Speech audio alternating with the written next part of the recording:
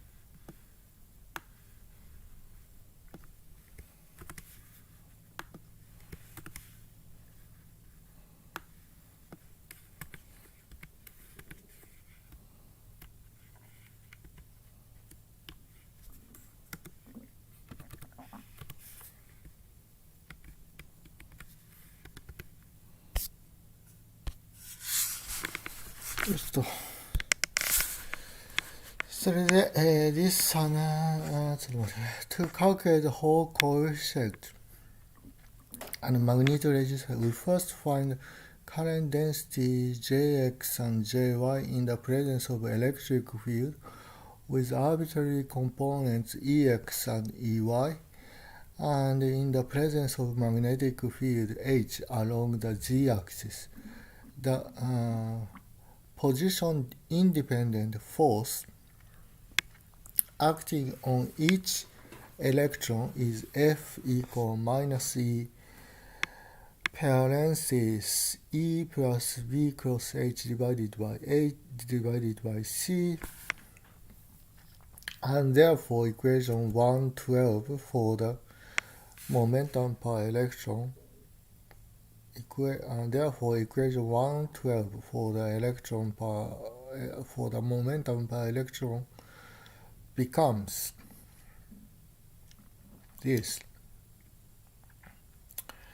And I would say we can for MKS or SI unit, we just change this to B. Then we can change this to B, and this erase C. This is fine for MKS.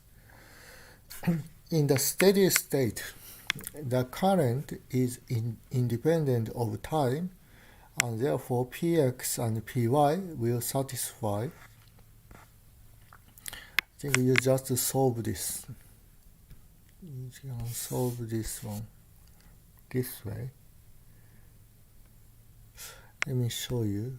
P cross B. P cross B. P is Px, Py,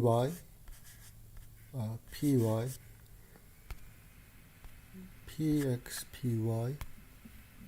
それ PG cross B is 0, 0, B. So you can do this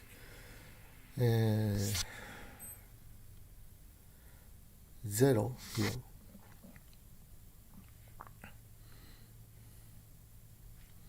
PY B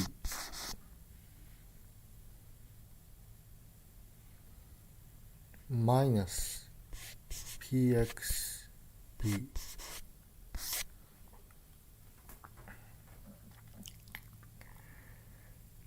Yeah.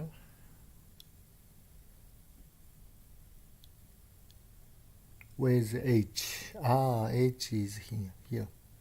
So this guy is EMC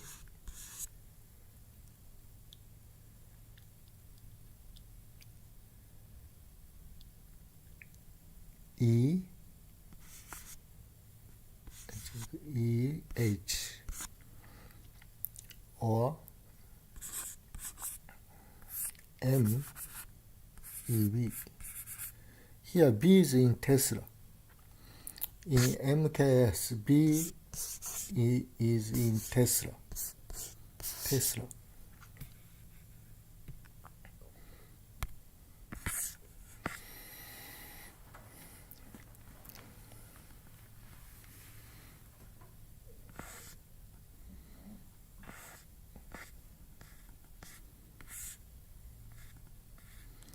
We multiply these equations by minus ne tau over m and introduce the current density component through 1.4 to find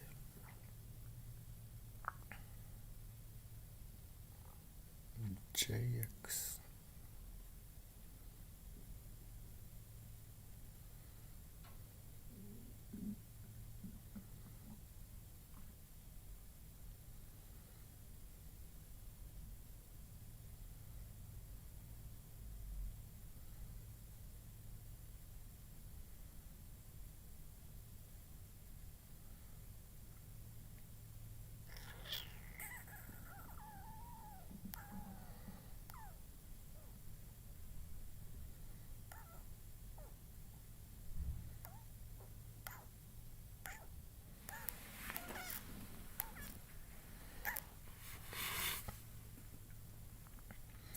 What is the current density? Current density is, I think, Jx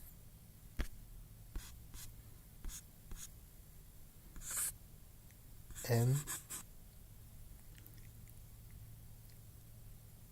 n e vx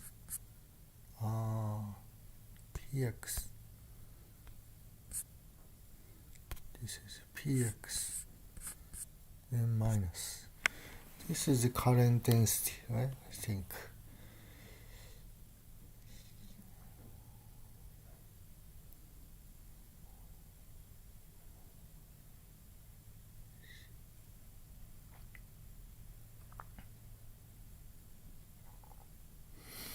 Okay, I think we can, let's just multiply this.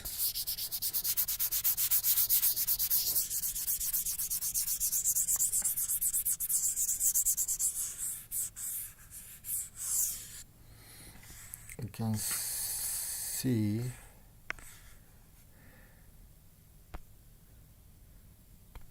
let's see, this one is moved this side. Then we will see sigma x ex. So this will be this side, sigma y ey.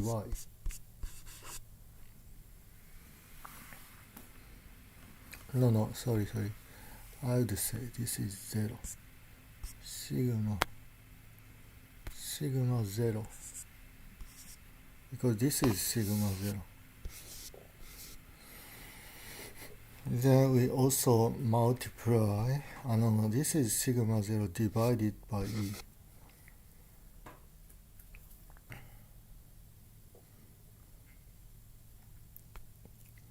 So this is sigma 0 divided by E. So we have, let's see, minus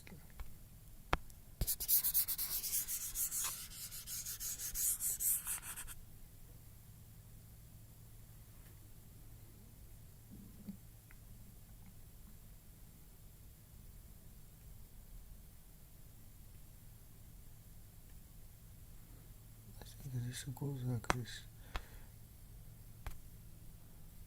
Omega C py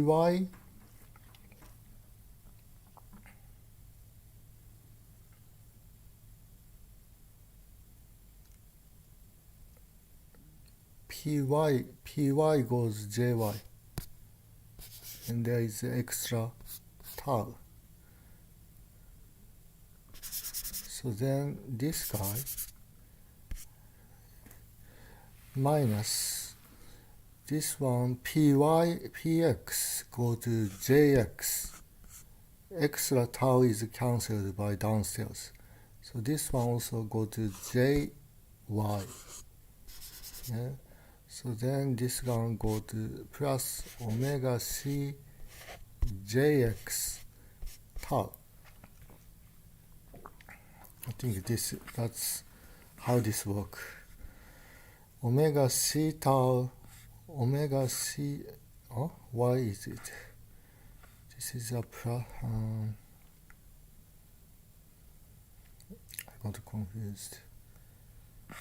Plus minus switched. Okay, anyway. So plus and minus are opposite. So this is plus. This is plus. This is minus and plus. Okay, so finally we obtain.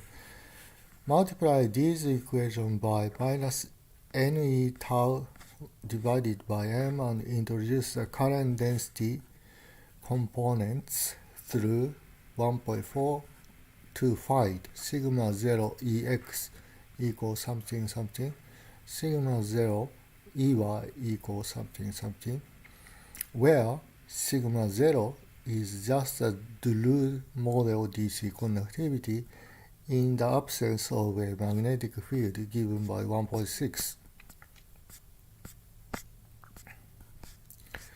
The whole field Ey is determined by the requirement that there be no transverse current J setting Jy to 0 in the second equation of 119. We find Ey equal minus omega c tau divided by sigma 0 times jx equal minus NEH over NEC jx. Therefore, the whole coefficient 1.15. So anyway, if you use SI unit, you don't need C, and this becomes B, and B is in Tesla. So then this becomes this. Therefore, the whole coefficient 115 is RH equal minus 1 over NEC. This is a very striking result, for it asserts that the whole coefficient depends on no parameters of the metal except the density of carriers. Since we have already calculated n, assuming that the atomic valence electrons become the metallic conduction electrons, a measurement of the whole constant provides a direct test of the validity of this assumption. In trying to extract the electron density n from measured Hall coefficient, one is faced with a problem that, contrary to the prediction of 121, they generally do depend on magnetic field. Furthermore, they depend on temperature and on the care with which the sample has been prepared. これ本当かな? On the care with which the sample has been prepared. Maybe. This result is somewhat unexpected, since the relaxation time tau, which can depend strongly on temperature,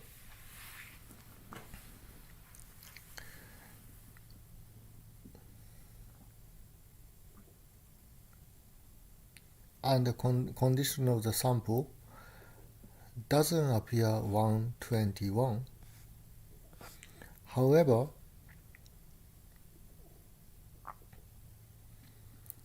at very low temperatures, in very pure, carefully prepared samples, at very high fields, the measured Hall constants do appear to approach a limiting value. The more elaborate theory of Chapter 12 and 13 predicts that for many, but not all, metals, this limiting value is precisely the simple Drude results. 121.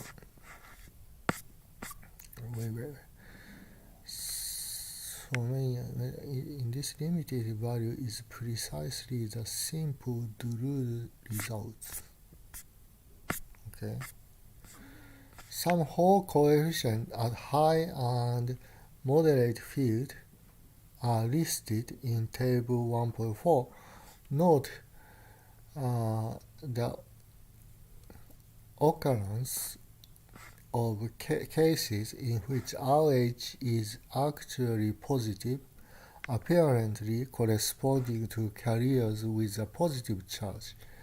A striking example of observed field dependence totally unexplained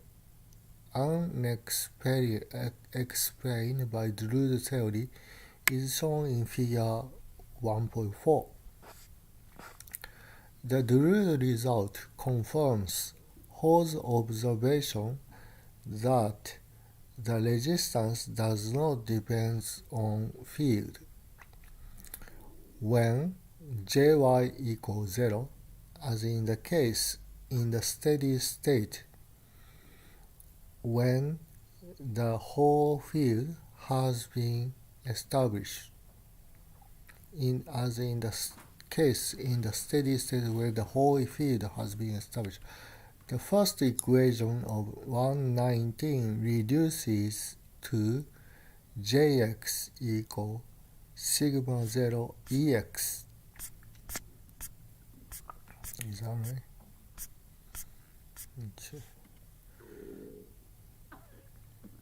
If Jy is 0. If Jy is 0, Jx equals sigma 0 Ex. If Jy is 0.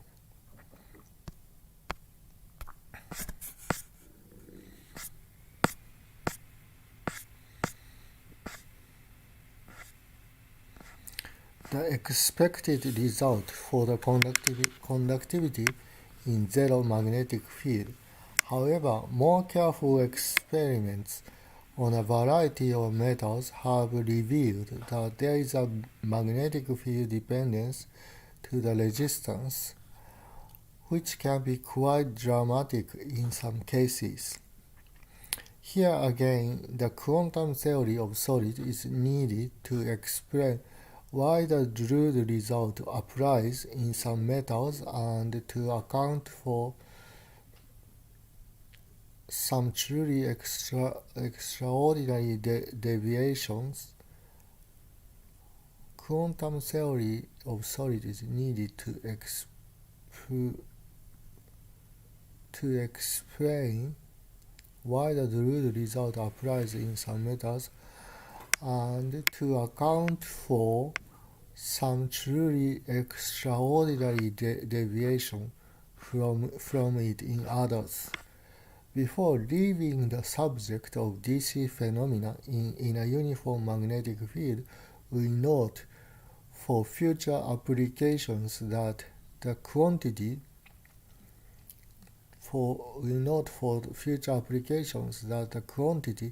omega c tau is an important dimensionless measure of the strength of a magnetic field.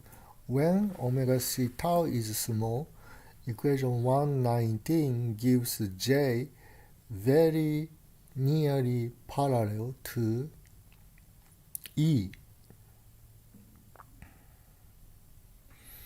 As in the absence of magnetic field.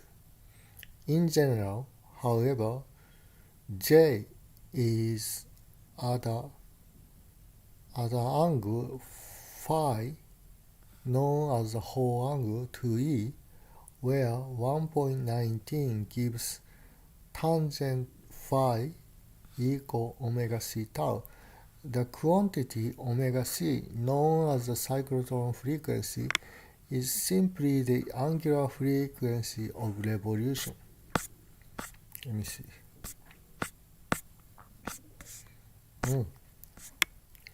This is a lot.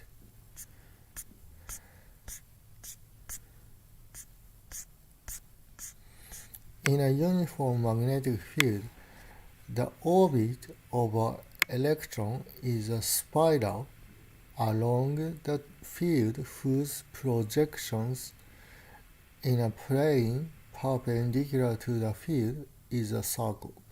In a uniform magnetic field, the orbit of an electron is a spiral along the field whose projection in a plane perpendicular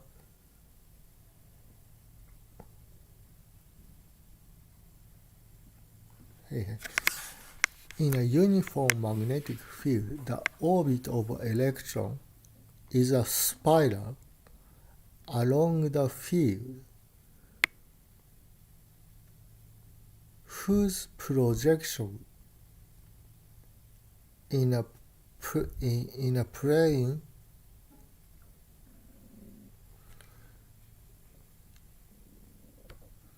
I think whose is this? The spiral projection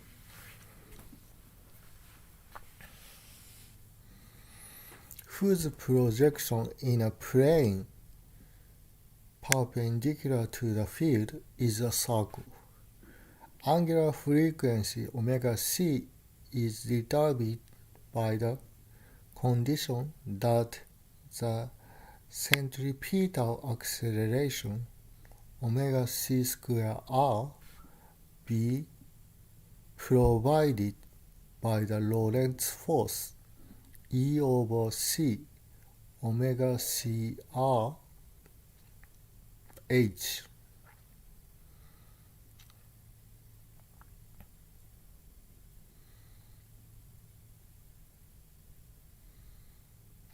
Okay, anyway.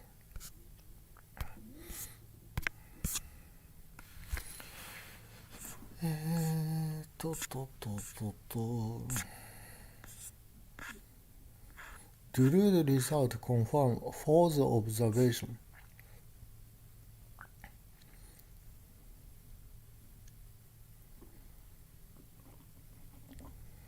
That the resistance does not depend on field when Jy equals 0, as is the case in the steady state when the whole field has been established. The first equation reduces to Jx equals sigma 0 Ex. The expected result for the conductivity in zero magnetic field. However, more careful experiments on a variety of metals have revealed that there is a magnetic field dependence to the resistance, which can be quite dramatic in some cases. Here again, the quantum theory of solid is needed to explain why the rule result applies in some metals and to account for some truly extraordinary deviations from it in others. Before leaving the subject of DC phenomena in a uniform magnetic field, we note for future applications that quantity omega c tau is an important dimensionless measure of the strength of a magnetic field when omega c tau is small. Equation 119 gives J very nearly parallel to E.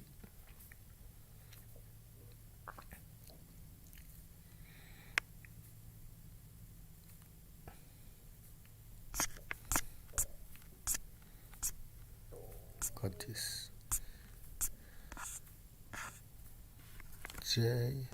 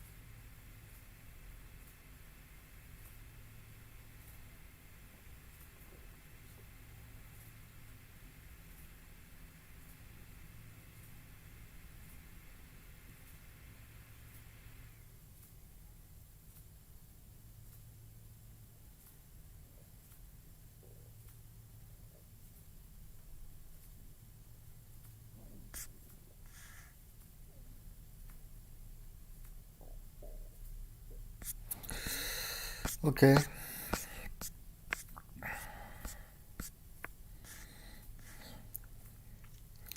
When omega c tau is very small, equation 119 gives J very nearly parallel to E as in the absence of magnetic field. In general, however, J is at an angle phi, known as the whole angle to E, where 1.19 gives tangent theta equal omega c tau. The quantity omega c, known as the cyclotron frequency, is simply the angular frequency of revolution. It's complicated.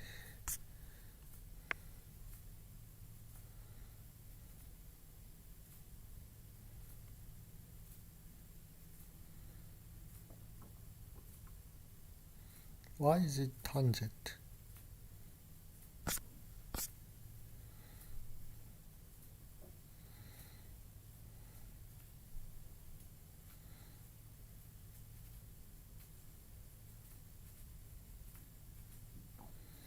J is at angle phi to E.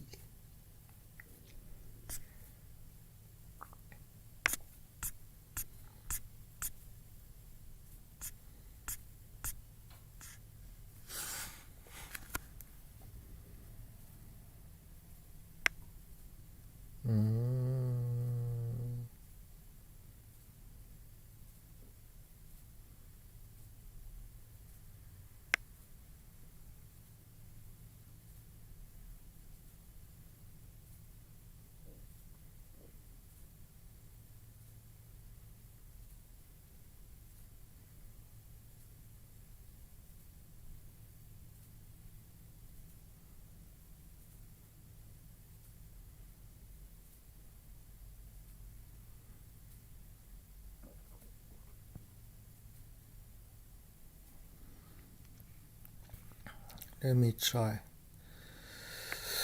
This is more like this.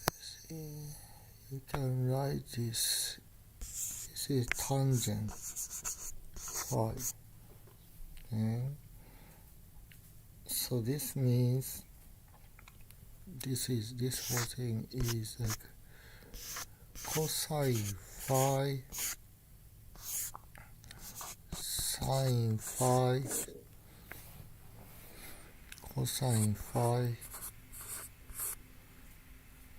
minus sine phi. Wait. This is opposite. This is cosine phi, sine phi, minus sine phi, cosine phi, jx, jy.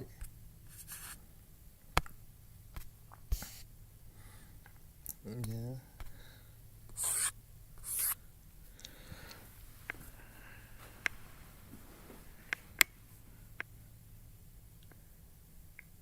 So if there is a j this way, e, the direction of e, this looks different.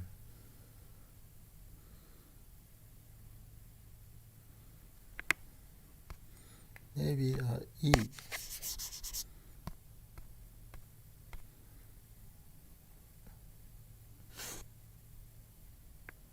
This is e. And theta this direction. Let's see. Cosine phi.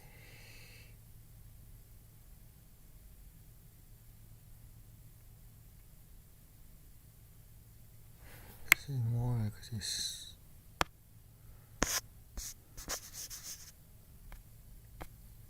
1 over cosine phi.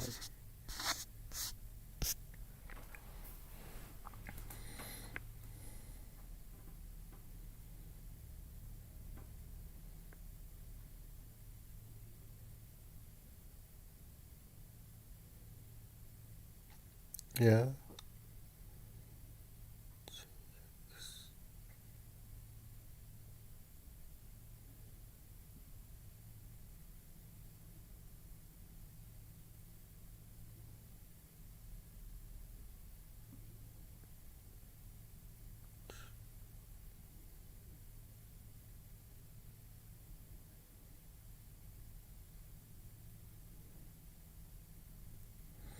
I think something like this.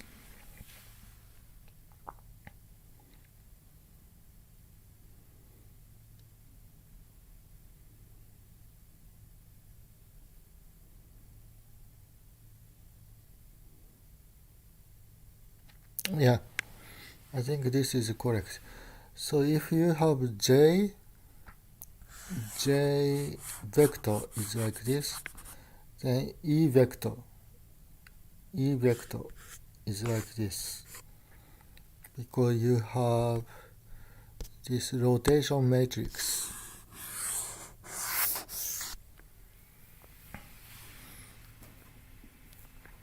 And left hand side is this E0 EX sigma 0 EX EY.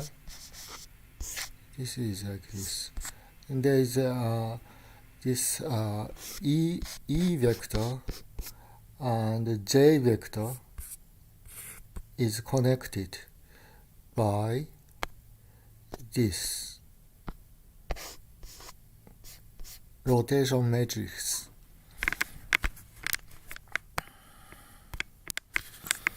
Okay.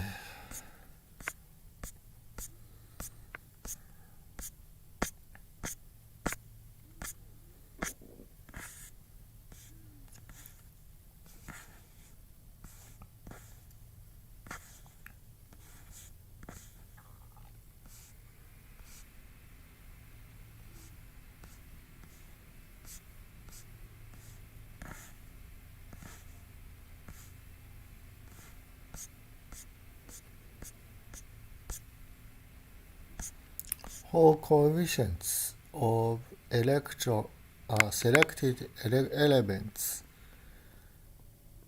in moderate to high fields.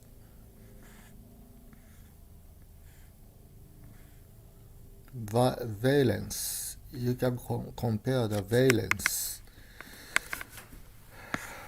Valence estimated from Hall field, Hall effect is this. And this is the valence from atomic structure. You can see lithium, sodium, potassium, rubidium, cesium, copper, silver, gold, beryllium, magnesium, indium, aluminum. These are quite wrong. Okay, so these here, the agreement is pretty bad for these metals. But for alkali metal, the agreement is pretty good. So copper, silver, gold, the agreement is intermediate.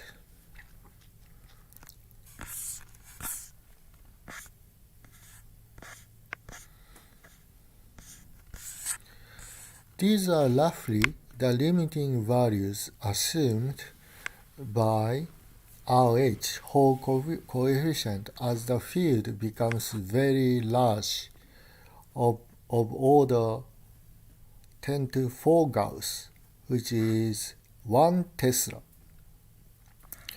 and the temperature very low in carefully prepared specimens.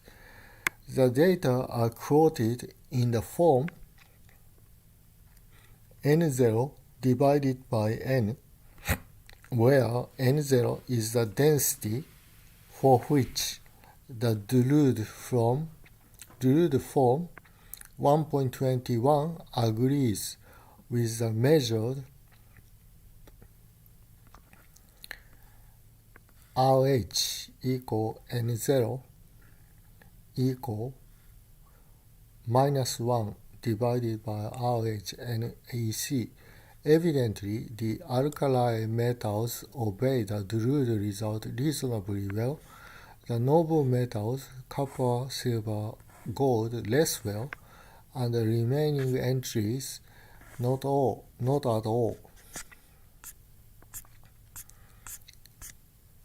Let's see. It is simply the angular frequency of revolution of a free electron in the magnetic field H. Thus, omega c tau will be small if electrons can complete only a small part of a revolution between collisions, and large if they can complete many revolutions. Alternatively, when omega c tau is small, the magnetic field deforms the electronic orbits only slightly, but when omega c tau is comparable to unity or larger, the effect of magnetic field on the electronic orbits is quite drastic. A useful numerical evaluation of the cyclotron frequency is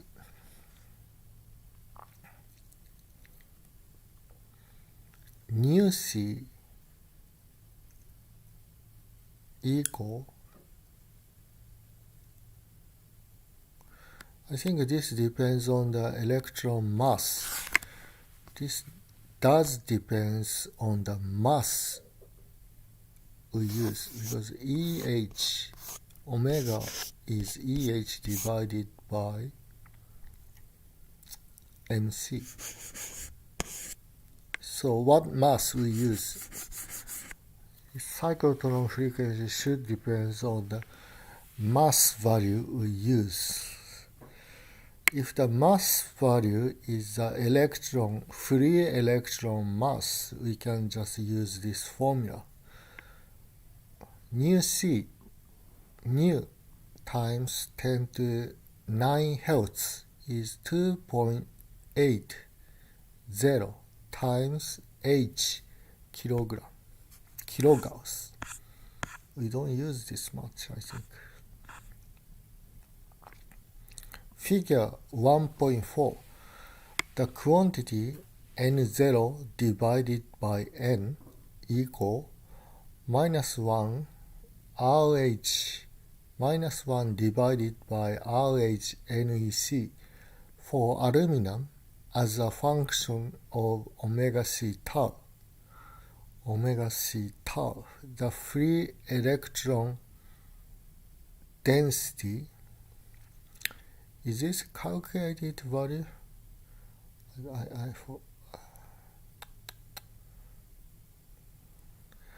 The free electron density N is based on a nominal chemical valence of 3.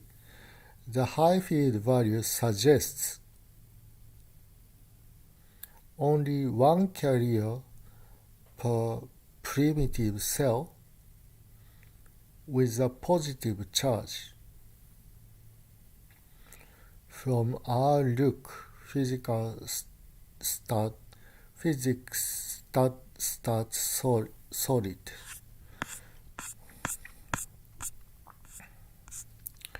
Okay, we finish here. So next time